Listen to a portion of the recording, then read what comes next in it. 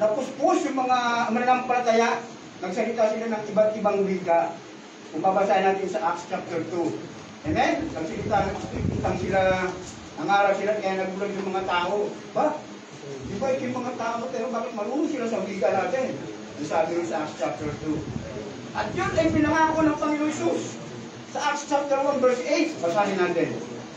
Acts chapter 1 verse 8. Sige, right Jen, pakinggan mo. Para malaman natin. Ano itong banal na yung ano na ito, yung business ko. Tandaan natin na napaka-importante po nito bilang mga mature Christian. Sa mga gawa 8.2. At inibigay is What? 8.1. 8.1.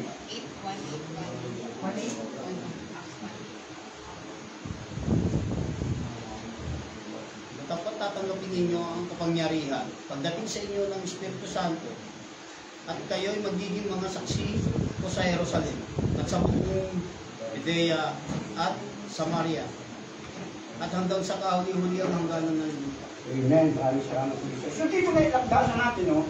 Acts chapter 1:8. Tandaan po natin yan. This is the first time that all disciples was filled by the Holy Spirit. Ito yung pangako ng Panginoon bago siya umakyat sa langit.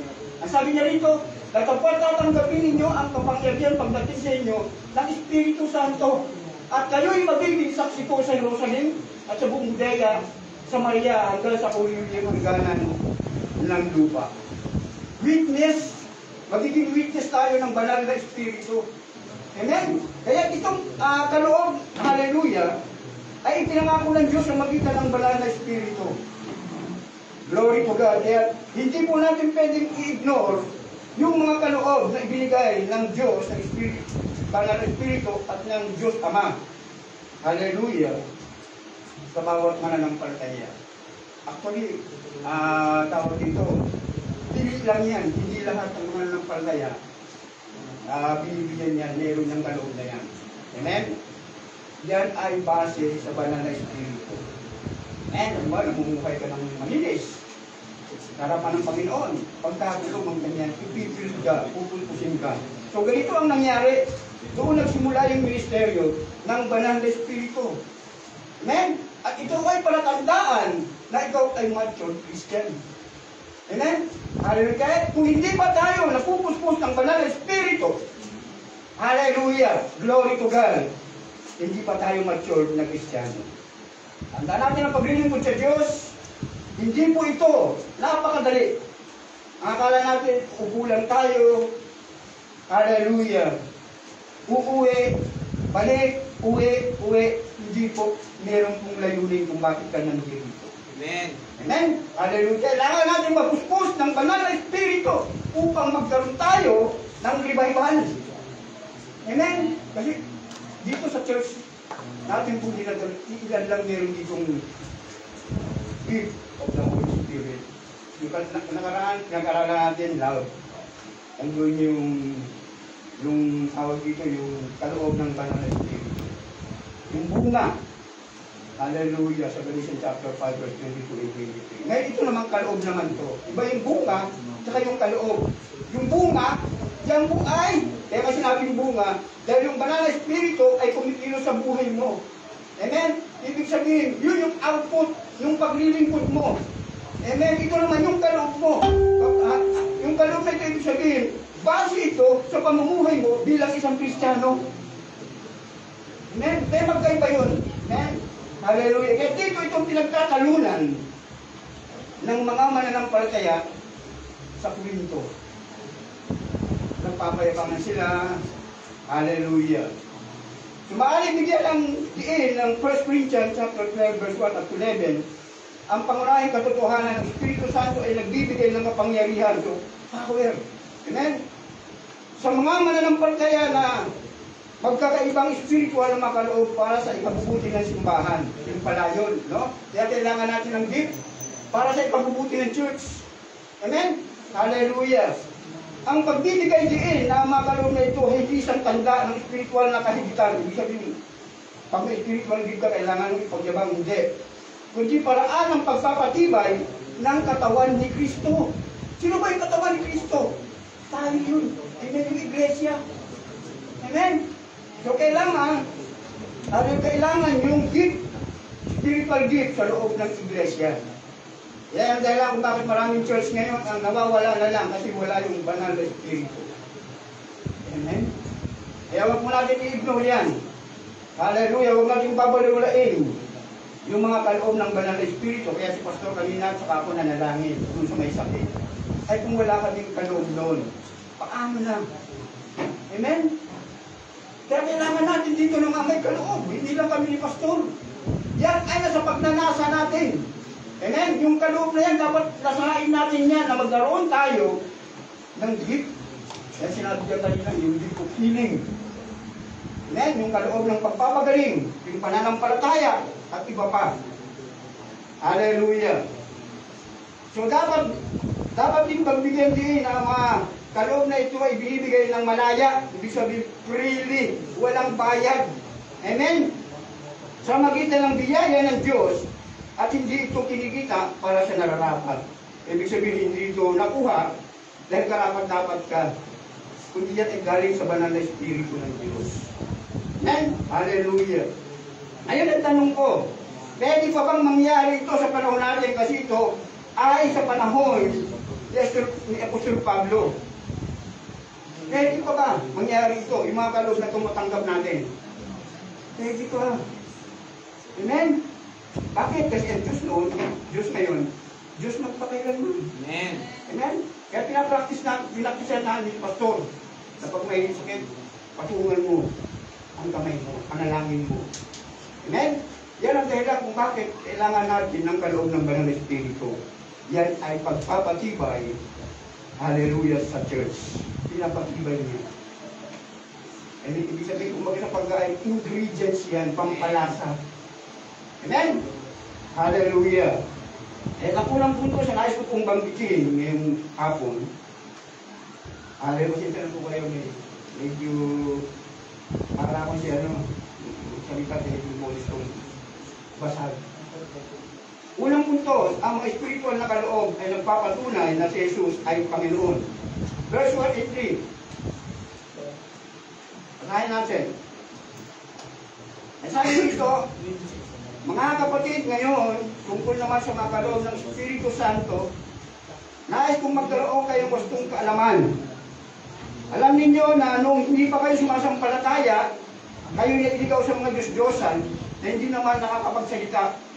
Kaya nais kong malaman ninyo na walang taong pinapatnubayan ng Espiritu ng Diyos ang magsasabing sumpain si Jesus. At hindi rin masasabi ni naman si Jesus ay Panginoon kung siya ay hindi pinapatnubayan ng Espiritu Santo. And, hallelujah, dito, inimpasay ni Apostol Pablo sa mga taga-Corinto na dati kayo mga hintil, di ba? Kung mga hintil pa kayo, hindi ninyo alam. Yung sinasamba ninyo, mga Diyos-Diyosan pala. Amen? Sabi ganyan rito. Mga Diyos-Diyosan na hindi naman nakakapagsalita. Amen? Ibig sabihin, ribulto. Amen? May mata, hindi nakakakita.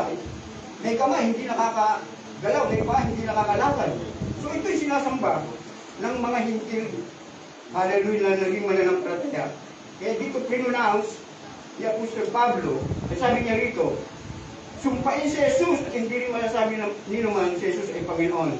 Masasabi ni naman si Jesus ay Panginoon kung siya ay hindi pinapatnubayan ng Espiritu Santo. So paano ka makakapagsalita kung hindi ka filled ng Holy Spirit? Masasabi mo ba si Jesus ay Panginoon? Hindi. Amen? Kung masasabi mo pa kapag puspos ka na ng banal na Espiritu, sumpain. Amen? Sumpain si... Amen? Hindi mo masasabi mo kapag puspos ka ng banal na Bakit? Kasi matatakot ka. So ito ang nais ipaliwanag yun ni Apostol Pablo sa mga mananampalataya kasi namimisyos nila na mamaling gamit nila yung mga kaloob ng banal na Espiritu. So pinaliwanag dito ni Apostol Pablo. Amen? Hallelujah. Si Jesus ay Panginoon sa verse 1 and 3, yung spiritual gifts, after that Jesus Christ is Lord. So dito nakikita natin na ipinapakita, binibigyan din dito na yung kaloob ng banal na Espiritu ay nagpapakita na isa si Jesus Christ. Amen? Siya nagbigay noon. Glory to God. Diba sabi niya, pag-akyat ko, pagbalik ko sa Ama, susubuhin ko yung banal na Espiritu. Amen? Kaya yung ministry ni Jesus, ipinasa niya sa banal na Espiritu. Amen? Ipinasa niya yun. Kaya pagdating dito ng banal na Espiritu sa lupa, ayun ang ginagawa niyang ministeryo. Kung ano yung naging ministeryo ng Panginoon, ay hindi. Amen? Sponsored by Thank you. Amen. Gaman niya. Hallelujah. para mabawi ang investment yan. So yun ang nangyari, no? Binanggit ni Pablo ang paksa ng mga spiritual na kaloob sa loob ng iglesia sa Corinto na binibigyan din na mga tunay na kaloob ng Espiritu ay katibayan sa magitan ng pagkilala kay Jesus bilang Panginoon. Yung pala yun, evidence, affirms. Amen? Nakatibayan, hallelujah, ng tunay na pagkilala sa Panginoong Jesucristo. Ito sabi niya rito, pagka puspos ka ba naman ng Espiritu, makakapagsabi ka ng sumpain si ano. Alam nyo na kung sino nakalagay dito. Amen? Hallelujah, yung kung doon baka yung kung ay banal. Amen? Hallelujah. So ganun ang tinutukoy niya rito. Hallelujah. Kundi ang mga tunay na kaloob ng Espiritu ay katibayan sa magitan ng pagkilala kay Jesus bilang Panginoon. Kaya yung mga nakakatanggap lang niya, yung mga puspos ng banal na Espiritu. Amen? Ibig sabihin yung mga mature Christian. Yung matatagal ng Kristiyano, yung malalalim na ugat sa pananampalataya. Amen? Hallelujah. Glory to God. Nagtakla siya ng pundasyong prinsipyo. He sets a foundational principle. Amen? Ano mang tunay na gawain ng banal na Espiritu ay magpapatibay sa pagiging Panginoon ni Jesus. Ibig sabihin, reaffirm, kumpirmado na kumikilala tayo sa Panginoong Jesucristo. Kaya mahirap kung matanggap ito. Amen? Amen? Hindi ko basta-basta, hindi ko katulad ng fruit of the Holy Spirit. Amen? Ito po'y gift. Pinipili lang ng Diyos. Amen? Kaya, ang pagbibigay po, ang kaloob po ng banal na Espiritu, hallelujah po, hindi basta-basta. Kaya pag nagkaroon ka ng pagkakataon na nagpapagaling ka, huwag mong ipagmalaki yan.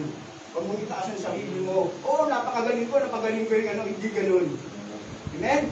Yan ay, hallelujah, glory to God. Parang talent yan eh. Amen? Talent yan na ibinibigay sa'yo ng Diyos para gamitin mo sa loob ng Diyos, para patibayin ng Church.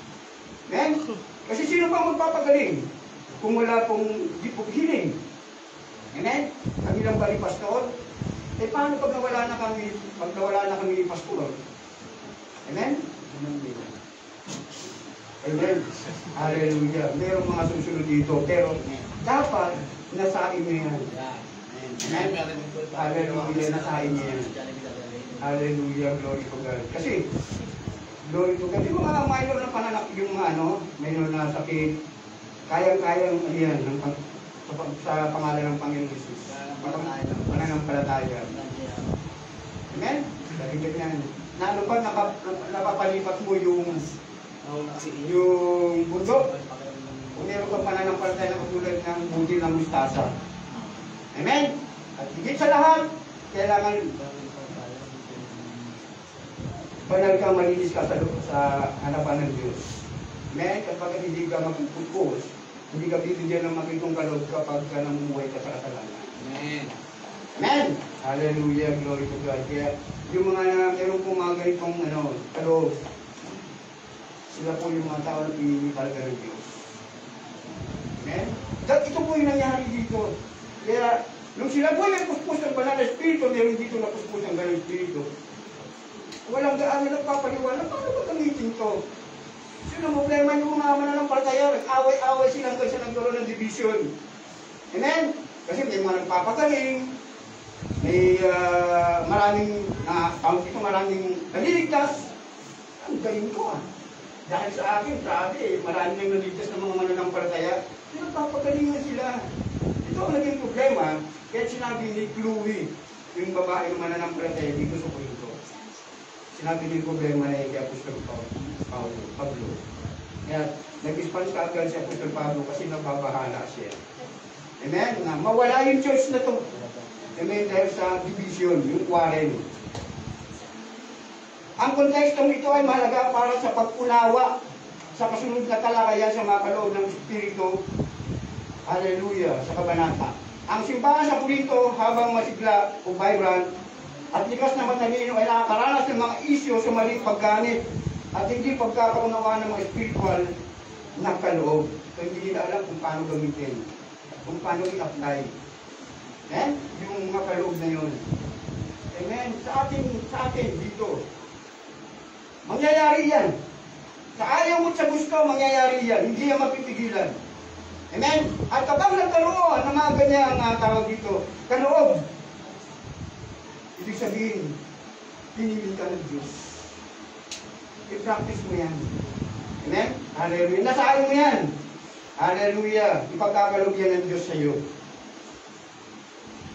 Ang liyan ni Apostol Pablo ay naglalayo na iwasto ang mga isyong ito at gabayan sila tungo sa mga mas maayos na pag-unawa at paglalakad o application ng mga kaloob na ito. Amen? Yun ang purpose nun. Kung bakit siya sumulat. Para ayusin yung issue tungkol sa mga kung paano, how to use, hallelujah, the Holy Spirit use. Amen? Hallelujah. Tandaan natin na mga ito ay natatanggap lamang ng mga mananampalataya, hindi ng mga unbelievers. Amen? Hallelujah. Sinasabi dito sa verse 1 and 3. Ang kahalaga ng pagsubok, dito nakikita natin na sinubok ni Apostol Pablo, yung mga mananampalataya. Amen? Kung peke o totoo, yung kaloob nila. Ito sabi niya rito, alam niyo, nung hindi pa kayo sumasampalataya, kayo nailigaw sa mga Diyos-Diyosan na hindi naman nakakapagsalita. Kaya tayo kung malaman ninyo na walang taong pinapatubayan ng Espiritu ng Diyos ang magsasabing sumpain si Jesus. At hindi rin masasabi ninyo naman si Jesus ay Panginoon kung siya ay hindi pinapatubayan ng Espiritu ng Diyos. So may dalawang pagsubok na binigay siya rito. Yung negative test at yung positive test. Amen? Hallelujah. Na sinabi diyan sa verse 3. Ayaw ni Pablo maging mangmang ang mga taga-Corinto o yung mga Christian believers tungkol sa mga spiritual na kaloob. Nagbibigay siya ng mahalagang pagsubok para malaman ang pinagmulan ng mga spiritual na karanasan, kapwa positibo at mga negatibo. Then, hindi sinubok niya yung mga mananampalataya dito. Sabi niya ganyan. Sabi ganyan. Verse 3. Kaya't nais kung malaman ninyo na walang taong pinapatubay ng Espiritu ng Diyos ang magsasabing sumpain si Jesus. Amen? Ikaw pagka mananampalataya ka na, lalo't filled ka ng Holy Spirit, hindi mo pwedeng sabihin na, kung hindi mo masabi sa itang sumpain si. Amen? Sabi rito si Jesus. Hindi mo kaya gawin yun. At dito, sinabi yun ng Apostol Pablo para subukin yung mga mananampalataya kung totoo nga yung gift mo. Kung baka nagpupunwari ka lang, puspos ka ng banal na Espiritu. Amen? Kaya yung mangyari yan. Amen? Hallelujah sa mga mananampalataya. Kaya, alam niyo sa panahon natin ngayon, maraming gift of healing, nagpapagaling. Amen? Hallelujah. Hindi yung basihan na magaling ka, marami kang napagaling. Ang basihan, hallelujah, na ang kapangyarihan mo na yan, yung kapangyarihan sa pagpapagaling, pag-aaray ng kaluluwa, pananampalataya, hindi basihan yung magaling ka. Ang basihan dyan, kapag namumuhay ka, ayon sa kalooban ng Diyos. Amen? Hallelujah. Glory to God. Kasi maraming yung mga ngaral, di ba, Pastor? Na minsan pa nga, may-slave ka eh. Papatungan ka ng kamay ng pastor at bigla ka lang, minsan hihipang ka lang, may-slave ka. Yan po ay galing sa demonyo. Amen? Kaya yung tunay na mananampalataya, hallelujah, yung mga, ano talaga, yung mga napuspos ang banal na Espiritu. Yung, sabi rito, yung galing kay Jesus Christ. Yung mga tumanggap sa Panginoong Kristo. Amen. Yung mga namumuhay, ibig sabihin, nang ayon sa kalooban ng Diyos. Amen. Madaling magsabi ng ano eh. Puspos ako ng banal na Espiritu. Nakikita yan sa gawa, sa pamumuhay mo. Yung output ng pamumuhay mo bilang Kristiyano. Amen. Ano, yun ang nais ko hindi dito ni Apostol Pablo. Kaya nahuli niya kung sino mo peke man sasabi ng totoo at hindi. Sinubok niya. Amen. Sinabi ni Apostol Pablo sa negative test. Sinabi ni Pablo na walang sino man nagsasalita sa pamamagitan ng Espiritu ng Diyos ang magsasabing si Jesus ay isinumpa. Amen. Hindi mo kaya magsalita kapag puspos ka ng banal na Espiritu, hindi mo kaya magsalita na sumpain si Jesus. Walang ganun. Amen? Sa verse 3. Nangangulugan ito na ang anumang pagtuturo o karanasan o na tumatanggi o sumasalungat sa pagka-Diyos at pagka-Panginoon Jesus ay hindi sa banal na Espiritu. Yun eh. Yun mo ma-identify. Amen? Kasi marami kayo nag-angking, nag-claim. We are filled by the Holy Spirit. Pero hindi naman nila tinatanggap si Kristo bilang Panginoon. Buketa lang sa kanila. Kaya dito maliwanag na sinasabi. Sino ba yun? Sino ba yung mga tinutukod dito? Amen? Hindi na tinatanggap si Jesus Christ na Panginoon. Buketa lang sa kanila. Amen?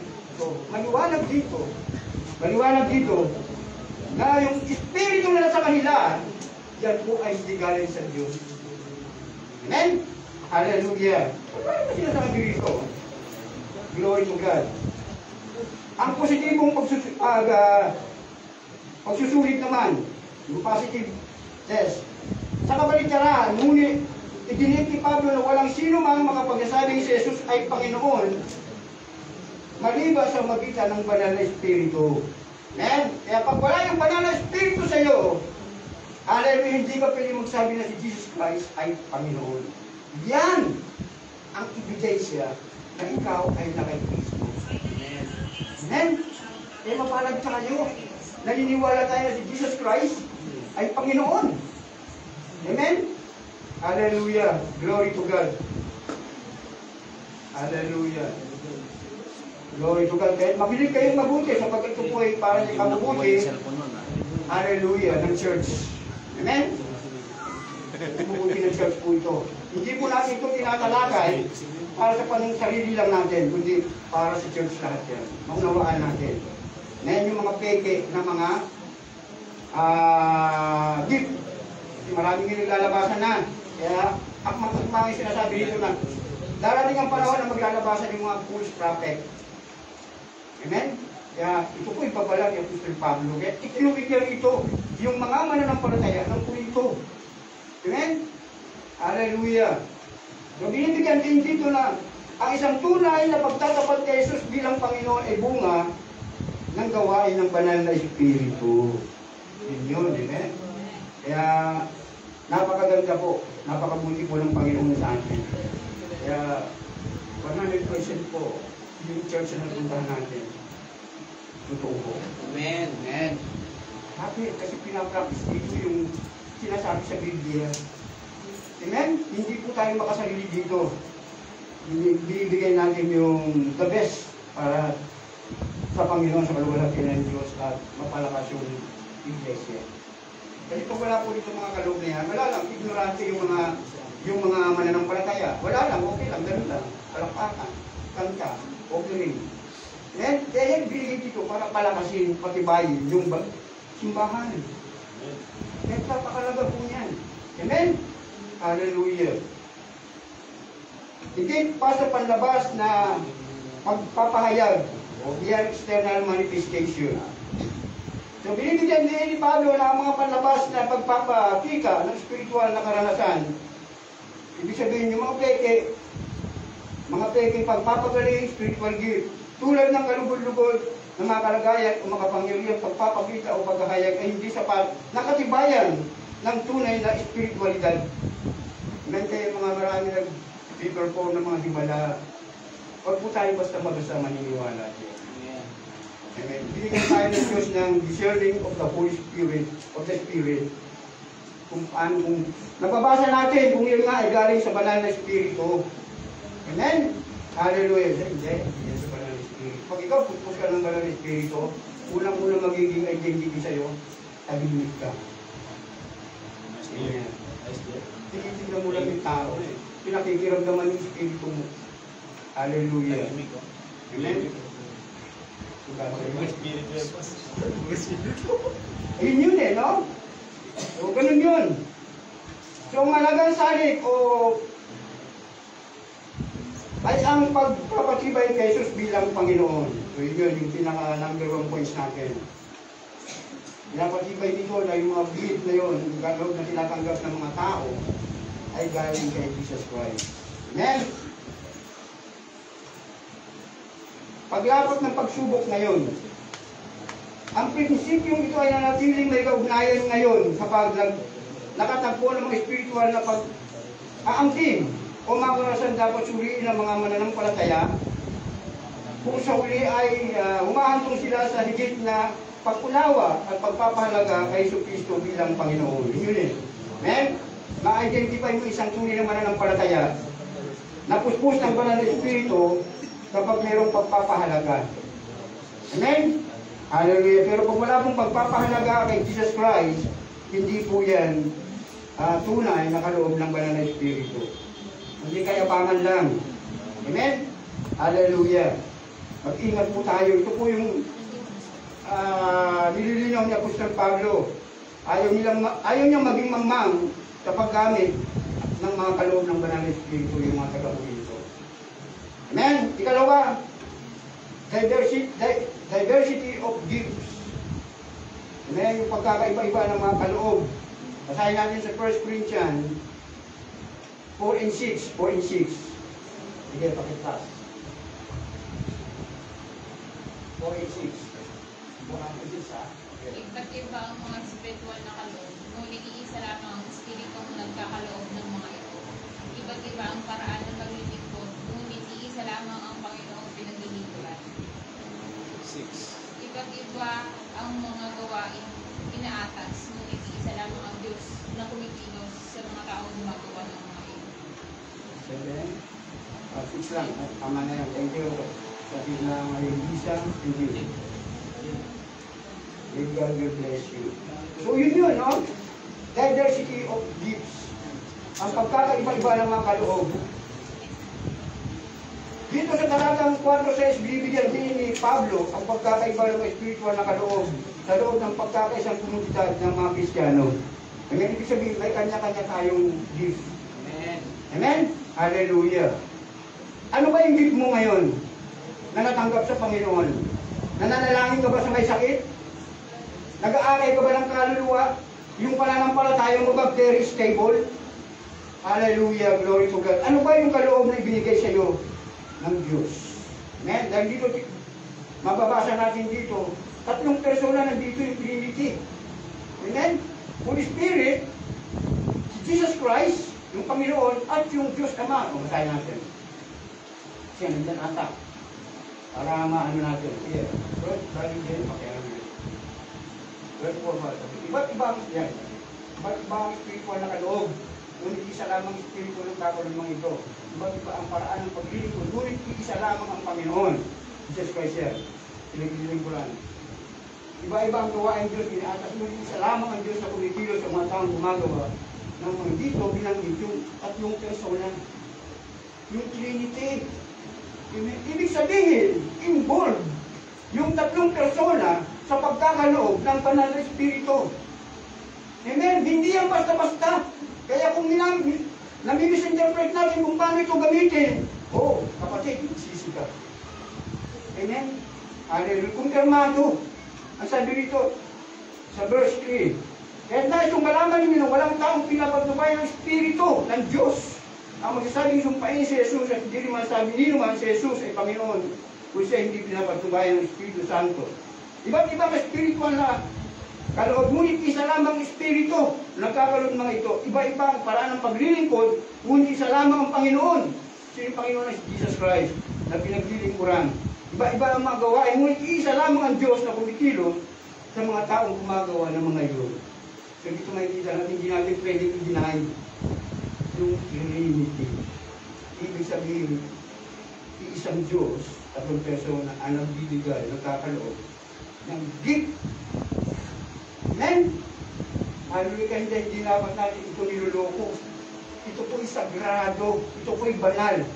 Hallelujah. Purpose ito para palakasin lahat ng mga mananampalataya na nanghihina. Amen? Yan po ang purpose niyan. Amen? Papagtibayin yung church. Kaya huwag po tayo magtataka kung bakit maraming church na bigla na lang nawawala. Dahil wala yung tunay na bunga o yung kaloob ng banal na espiritu sa kanilang simbahan. Kasi iba yung layunin nila, iba yung motibo. Pagpapayabang. Amen? Hallelujah. Glory to God.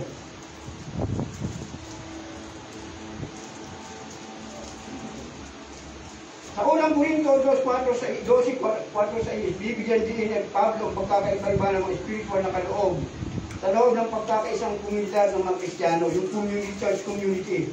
Hallelujah, tutukoy dito yung church. So, binibigyan din niya na bagamat may iba't ibang kaloob, ministeryo at aktibidad sa loob ng simbahan, lahat sila ay nagmula sa isang Espiritu, isang Panginoong Jesus at isang Diyos. Amen? Kaya yung mga kaloob natin, isa lang yung pinanggalingan niya. Amen? Hallelujah. Kaya, become as a simple believers. Amen? Kasi nakikita kami mga talagang pusang banal na Espiritu, pag nagsalita tayo, pangil po yan. Amen? Glory to God. Hallelujah. So, binibigyan din ng talatang ito na ang mga kaloob na ito ay hindi binibigay para sa pansariling kapakanan o pagkakabahabahagi. Kaya hindi tayo dapat nagyayabang. So, ganito ang nangyari sa mga mananampalataya. Galing ako. Diba? Yung gift, pinagmamayabang nila. Kasi akala nila, yung gift na yun, galing sa kanila. Amen? Hindi nila alam yung galing yun sa Diyos, sa banal na Espiritu, at sa Panginoon Kristo. Amen? Hallelujah. Kaya ito ang nangyari, nagkaroon sila ng division, nagkaroon ng quarrel. So, binibigyan din ng talatang ito na ang mga kaloob na ito ay hindi binibigay para sa pansariling kapakanan, self-interest mo. O pagkakabahagi, division, kundi para sa kabutihang panlahat ng simbahan, pagpapaunlad ng pagkakaisa, pagsuporta sa isa sa mga mananampalataya. Yung support, yung pagkakaisa. Yun ang layunin kung bakit nag-give. Nandito naman yung paliwanag nito. Mga iba't ibang uri ng kaloob, ngunit isang espiritu. Pinakikilala nito ang konsepto ng magkakaibang espiritual na kaloob. Hallelujah. Ngunit nililinaw na silang lahat ay binibigyan kapangyarihan ng isang banal. Hallelujah. Ay iba't ibang uri ng paglilingkod, ngunit iisang Panginoon. Dito tinuro ni Pablo ang iba't ibang mga ministeryo sa loob ng simbahan. Lahat ay nakatuon sa paglilingkod sa isang Panginoong Jesus. Amen? Hallelujah. Yun eh. So, unawain natin kung bakit mahalaga yung kaloob na ito sa iglesia. Amen? May iba't ibang uri ng paggawa, ngunit isang Diyos na gumagawa ng lahat sa lahat ng tao. So, ano man yung gift na meron tayo, isa lang pinanggalingan yan. Amen? Hindi yan magkakaiba. Glory to God. Kasi hindi natin pwedeng sabihin na powerful ako, maganda akong mananampalataya, puspos ako ng banal na Espiritu kesa sa iyo. Hindi ganun. Amen? Glory to God. Pagkatapos ay binibigyan din ni Apostol Pablo ang iba't ibang aktibidad o epekto sa loob ng simbahan na binibigyan din ng parehong Diyos ang nagbibigay ng kanyang kapangyarihan sa mga aktibidad na ito para sa kapakinabangan ng benefits ng lahat ng mga mananampalataya. Amen? Kaya ito po yung benefits sa loob ng church. Amen? Ipapapagaling benefits yan. Hallelujah, church. Nakayag ang Diyos pag napapagaling yung mga may karamdaman. Lalo lumalakas yung church. Ano ba na? Kanina, nanalangin kami, pastor. Nanalangin, hallelujah. Tapos, amen na yung balin. Hindi po dahil sa amin yan. Hindi dahil kay pastor, hindi dahil sa amin, hindi dahil sa Diyos. Amen. Amen? Hallelujah. Kaya hindi po natin pwede ipagyabangan. Kasi maraming lumalaki yung ulo. Kapag magpapagaling ng karamdaman. Amen? At ito, ingatan natin. Ito, itinatama, kinukurit ko ito Sir Pablo sa mga taga-Corinto. Amen? Hallelujah. Sa kabuuan ko sa diwa, ilarawan ang kalikasan ng tatlong persona. Tatlong persona. Sa mga spiritual na kaloob, na nagpapakita kung paano espiritu ang Panginoon at ang Diyos ay nagtutulungan. Ibig sabihin, help each other upang bigyan kapangyarihan ang simbahan sa magitan ng magkakaibang kaloob at ministeryo. Yun pala yun. Amen? Yung Holy Spirit, Jesus Christ, at ang Diyos Ama ay nagtutulungan para mag-develop, maging matatag, establish yung church. Yun pala yun. Amen? Hallelujah.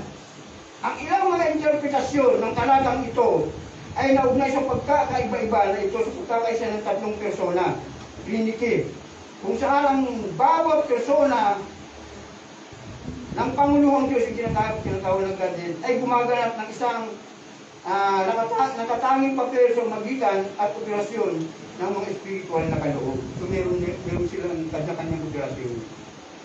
Amen? Ginamit dito yung tatlong persona yung Trinity. Yung pala yun, yung purpose pala yun.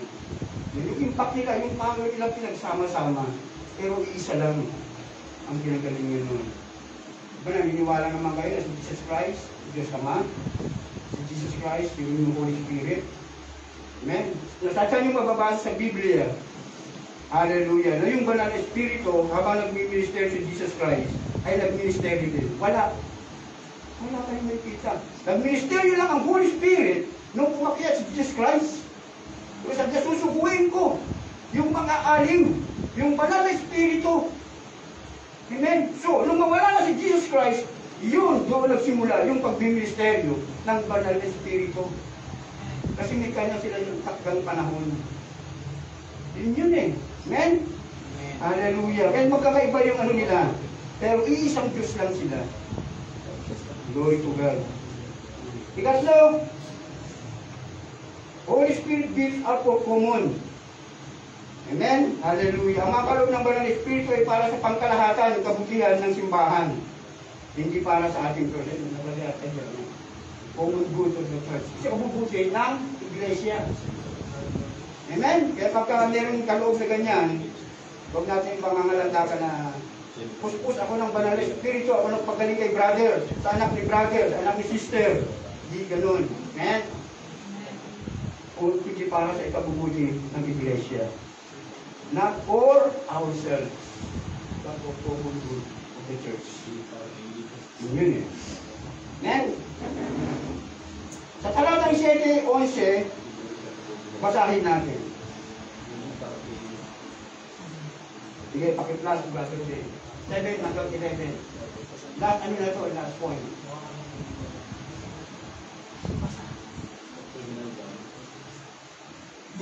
Para sa ikabubuti ng lahat, ang bawat isa ay binigyan ng kaloob na upapakita na sa kanyang espiritu. Ang ilan sa atin napagkalooban ng kakayahang magsalita ng mensahe ng kalusugan. Ang iba naman ay pinagkalooban ng kapitulad. Subalit ang isang espiritu ang nagkakaloob nito. Ang espiritu rin iyon ang nagkakaloob sa iba ng pananampalataya sa Diyos. At sa iba'y ang kapangyarihang magpagaling sa mga may sakit. May pinagkalooban ng kapangyarihang gumawa ng mga himala, mga pinagkalooban din ng kakayahang pahayag ng mensahe mula sa Diyos. At may pinagkalooban naman ng kakayahang malaman kung alin kalooban mula sa Espiritu at kung alin may pinagkalooban ng kakayahang magsalita sa iba't ibang mga wika. At sa iba naman ay ang magpaliwanag ng mga wika. Gift of prophecy, gift of interpretation. So, ito yun eh.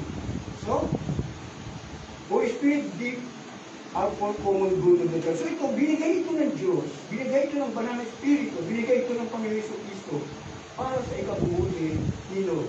Sa bumunti ko, ikabubuti ni Pastor, para sa lahat kong men. Amen? Kaya dapat maging simplikan doon mo ma-identify kapag nagkaroon feel of the Holy Spirit, tahimik lang yan. Pero pag nagpatong ng kamay yan, parang si Apostol Pablo, saka si Pedro pinatungan. Hallelujah. Gumaling! Kung gusto niyo bang maging ganun, Amen. hindi na kayo pupunta sa doktor. Amen. Amen? Papatong nyo lang yung Espiritu ng kanser sa pangalan ni Jesus. Amen. Gumaling ka. Amen? Hallelujah. Glory to God. Pinapalakas yung iglesia, pinapalakas yung church, pinapalakas yung buong kapulungan ng simbahan. Yun yun. Pinaliwanag dito ni Apostol Pablo. Amen? Kaya ito isinulat ito, milala natin. Ibig sabihin, nagpapatuloy ito hanggang ngayon. Kasi kung hindi ito sinulat ni Apostol Pablo, wala tayong babasahin ngayon, mamang tayo. Amen? Kaya ito ay applicable pa rin sa atin ito. Itong mga himala. So pag marami ngayon sa panahon natin na nagtuturo, hallelujah, I rebuke you, na wala na raw yung himalaan ng Diyos. This is the miracle of God. Amen? Hallelujah. Kaya magsisi kayo. Amen. Magsisi kayo. Hallelujah. Nangangaral na wala na yung gift of the Holy Spirit. Glory to God. Sa mga Korinto 12:7-1, tinalakay ni Apostol Pablo ang pagkakaiba-iba ng mga kaloob na spiritual na binibigay sa mga mananampalataya ng banal na espiritu na binibigyan din na ang mga kaloob na ito ay para sa ikabubuti ng simbahan. So binibigyan din niya na bagamat may mga iba't ibang kaloob, lahat sila ay nagmumula sa banal na espiritu at ipinamahagi ito sa kanyang kaloob, sa kalooban. Hindi sa kalooban natin. Ang talatang ito ay nagsisilbing wasto. Iwasto ang hindi pagkakaunawan at maling paggamit ng mga taga-Korinto o mga mananampalataya sa Korinto sa mga spiritual na kaloob o spiritual gift na naghihikayat sa pagkakaisa at wastong paggamit ng mga kakayahan na ito para sa pagpapatibay ng simbahan. Amen? Tumalinaw. Amen? Kaya huwag natin mamisinterpret. Oh, yabang lang yan. Siyempre, pag-think ka ng Holy Spirit, at ako tama na lang, hindi ka na. Parang yung sinasabi, tugod ko sa iyo yung galing sa Holy Spirit. Ganito yung nangyari kay Elias. At doon sa mga propetang Baal. Di ba? Glory ko sa natatanda niyo ba yun? Sinubok. Naghiwa-hiwa na yung mga Baal. Para supukin yung ano. Pero wala na. Maghapon na. Hindi pa rin sinusubok yung mga handog. Pero sumasayaw pa sila. Kung ano nang ginagawa yung mga ritual na ano para lang yung handog. Para kay Baal ay kalugdan.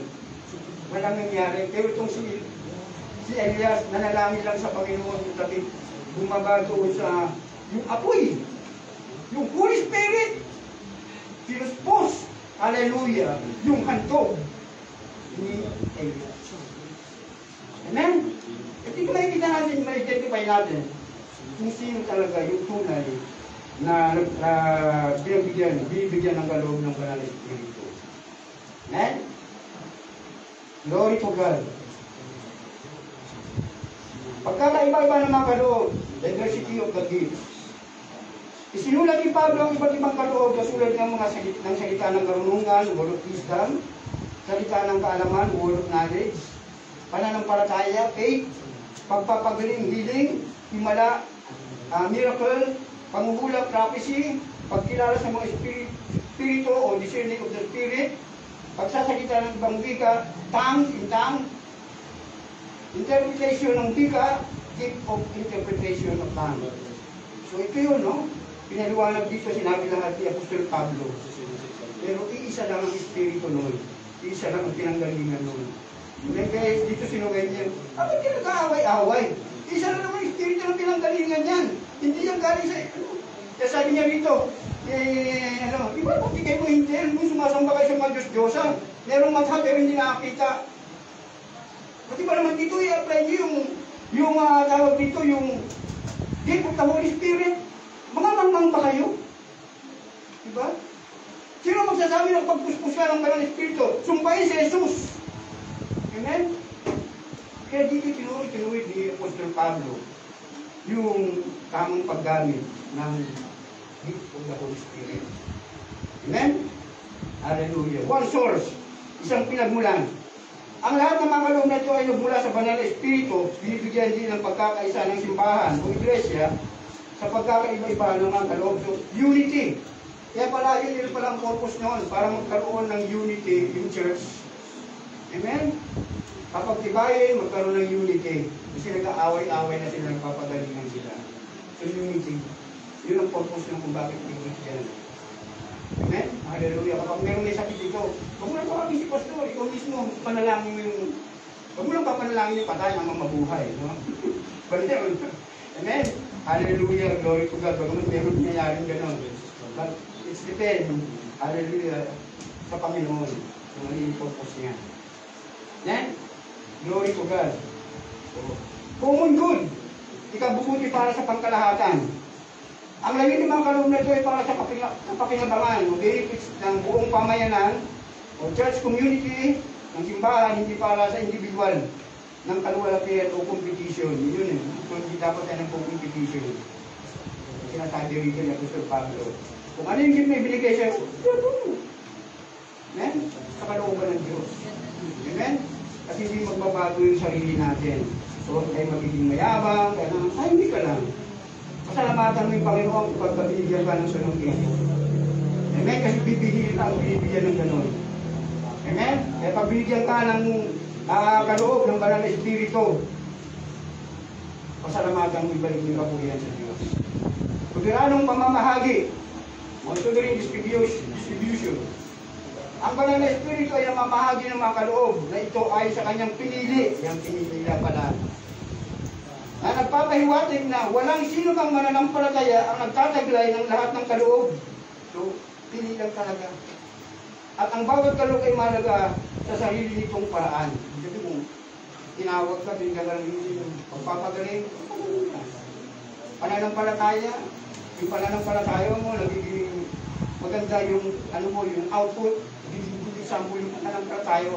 It is possible to bring soul. Amen? Kasi meron kang pananampalataya. Nagsasalita ka pa lang, ang tao na-bless na. Yung faith mo, nagiging vibrant, nagiging matingkad. Amen? At madali kang edification of the church, pagpapatibay ng simbahan, yan yung mga benefits niyan. Ang talutong na ito ay naghihikayat sa mga mananampalataya na gamitin ang kanilang kaloob upang patatagin ang katawan ni Kristo. Yung ito. Katawan ni Kristo, body of church, body of Christ in the church. Ikabuyon ang pagkakaisa at spiritual na paglago. Yun. Yung unity at saka yung spiritual growth. Amen? Glory to God. Tayo sa mga taga-Corinto. Exhortation to the Corinthians. So, tinalakay ni Pablo ang pagkahilig sa mga taga-Corinto na pagkahilig sa maling paggamit o maling pagkunawa sa mga espiritual na kaloob. Hinihimok silang maunawaan ang kanilang tunay na layunin at gamitin ng mga ito ng naaangkop. Yun, misinterpret nila, nami-misuse nila yung paano gamitin. Hallelujah. Siguro kasi yung mga hintil to na naging mananampalataya. O wala sigurong, kasi ang Corinto, paiba-iba yung pastor niya. Kaiba-iba. Hindi siguro nakakarin sila ng mga aral dyan na mula sa mga push prophet, yung mga pastor dyan na yung mga aral na hindi naman talaga mga apostolis ng Panginoon, hindi naman talaga. Amen? Kasi karamihan dito sa Corinto, ito po yung mga Judaizer. Amen? Mga Judaism. Glory to God. Iba yung kanilang paniniwala at pananampalataya. Kaya, nag-brainwash sila. Kung ano yung narinig nila, ayun na yun. So, kaya sinaway ni Apostol Pablo sa magkita ng pagsulat. Kasi nung wala pang cellphone. Diba? Yung may cellphone nun, madaling transaction. Kaya dito sulat by letter. Paglalapat, unang Corinto 12:1-11 ay inilalarawan kung paano ipinamahagi ng Diyos ang mga espiritual na kaloob sa magitan ng banal na espiritu upang mapalakas ang simbahan at itaguyod ang pagkakaisa sa mga mananampalataya. Yan, ang tanda niyan. Unity and establish the church. Ang mga kaloob na ito ay hindi para sa personal na kapakinabangan, personal benefits, kundi ito ay gagamitin para gamitin sa pagkalahatang kabutihan ng buong komunidad ng simbahan. Ito po ay yung pinakabuod, yung pinakakonteksto. Hallelujah. Pagtatapos, ang 1 Corinthians chapter 12 verse 1 up to 11 ay mga kaloob. Ang mga kaloob ay binibigay ng banal na Espiritu na lahat ng mga mananampalataya para sa ikabubuti ng simbahan. At ang mga kaloob na kaibagang magkakaba ay pawang pagpapahayag ng isang Espiritu. So, binibigyan din ng talata na walang sino mga mananampalataya ang nakahigit dahil sa kanilang mga kaloob. Dahil pinamahagi sila ng Espiritu ayon sa kanyang nakikitang nararapat. Amen? Kaya nasain natin yan. Amen? Simula ngayon mga kapatid, starting today, magkaroon kayo ng desire na magkaroon kayo ng mga deep na ito. Makakatulong niya, napakalaking tulong mo yan sa atin. Kahit sa trabaho niya, pwede trabaho mo, pwede ka mag-perform. Gagamitin ka ng Diyos, magpapagaling ka ng mga may sakit. Sa pagsasalita mo, hindi magaling ng mga ngaral. Salita mo pa lang, nag-Diyos na yung tao. Napapainin mo. Amen? Napapatanggap mo dahil nandun yung kaloob ng Espiritu sa iyo. Amen? Hallelujah. Tayo pong lahat ito ngayon. Palapakan po natin ng Panginoon. Glory to God. Glory to God. Kaya kapit ng aral, ito lang po yung binigay ng Banal na Espiritu sa atin ngayong hapon. Kung nais mo na magkaroon ng bigong kaloob, nasahin mo yan. Amen? Nasahin mo yan.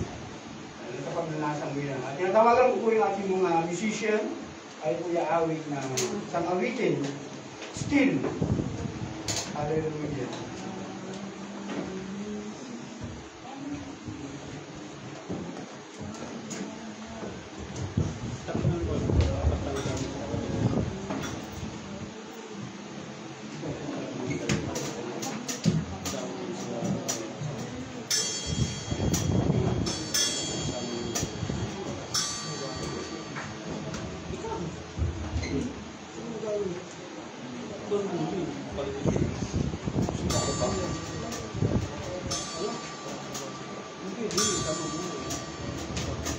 Ngayong hapon tayo po ay awit ng isang koro.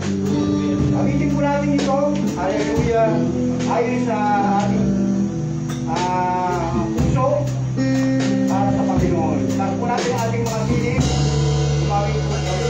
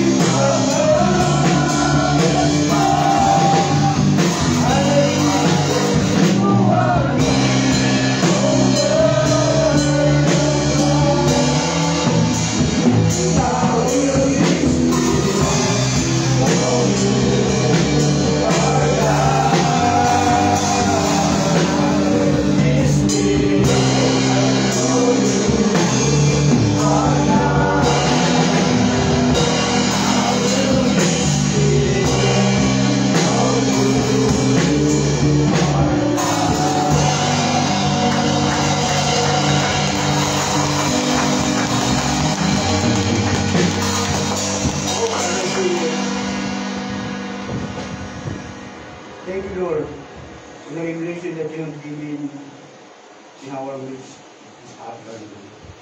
God, thank you so much for the honest wisdom that you have imparted, hallelujah, to every believer of us. We know that you have everything that you have to want to be, hallelujah, to the people, to the believers, hallelujah. In Jesus, the only founders. Panginoon, alam mo namin, Lord, na mayroong paglaan. Panginoon, bigay mo na po kami sa oras nito, Panginoon. Yung mga kaloob mo, Panginoon. Ito, Panginoon, hallelujah. Diyos na manal. Pag-sabihin, Panginoon, ang aming pananampalataya, hindi matatag. Magkaroon, Lord, ng pagkakaisa ng Diyos. Ang papasalan. Na maunawaan namin, Diyos, ang tunay na kalooban mo, Panginoon. Hallelujah! Kung bakit mo kami tinawag, Panginoon, Diyos. Habang ito, Panginoon, ibuhos mo, Lord, ang iyong kapangyarihan. Ang iyong banal na Espiritu, Panginoon, sa bawat isa. At ang mga kaloob nito, Panginoon. Hallelujah. O, Panginoon Diyos, salamat po. Hallelujah. Sa mga kaloob nito, Panginoon, na aming pong matatanggap, Panginoon, simula sa araw na ito. Kaulo ng patuloy, Diyos, na kumilos sa makapangyarihang paraan sa bawat isa, Panginoon. Gamitin mo kami, Panginoon, ayon sa kaloob na binigay mo sa amin, Panginoon. Gamitin mo kami, Panginoon, para sa ikabubuti. Hallelujah, ng bawat isa, para sa pagkakaroon, Lord, ng patuloy na pagkakaisa, Panginoon, at ganyan, Panginoon, sa ikatitibay ng Iglesia. Maraming salamat po, Panginoon Diyos, sa karunungan na amin pong natanggap at sa kapuspusan ng banal na Espiritu, Lord. Lord, ngayong hapon, Panginoon, tinatanggap po namin, Diyos, hallelujah, ang kalooban ito, Panginoon. Hallelujah, sa pangalan ng Ama, ng Anak, at ng Espiritu Santo. Hallelujah, O God, hallelujah. Hallelujah, in Jesus' name. Hallelujah, amen.